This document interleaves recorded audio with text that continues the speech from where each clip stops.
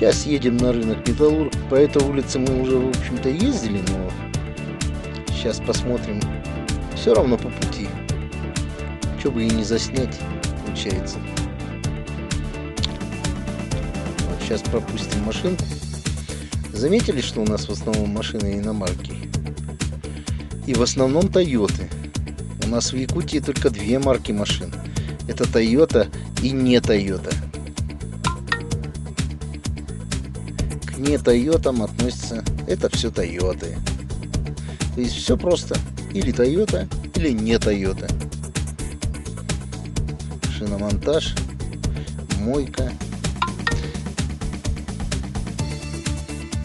Прямо находится стадион Металлург, который в 90-х годах превратили в рынок.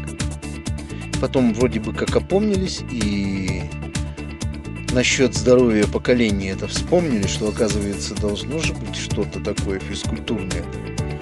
Это каток, хоккейный корт с левой стороны.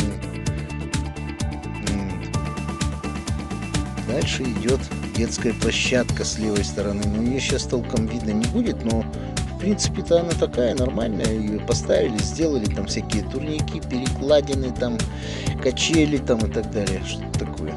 Вот кафе Файза, в котором мы, в общем-то, частенько бываем, встречаемся. И в обед где-нибудь там перекусываем. Вот поворачиваем на рынок Металлург, а с левой стороны продают горячие вкусные лепешки. Раньше они были 40 рублей одна штука, сейчас они стали 35 рублей одна штука. У них что-то непонятное. Наоборот, дешевеет. Все кругом дорожает, а у них все дешевеет. В этом, наверное, и есть их преимущество в бизнесе. Вот такая вот примерная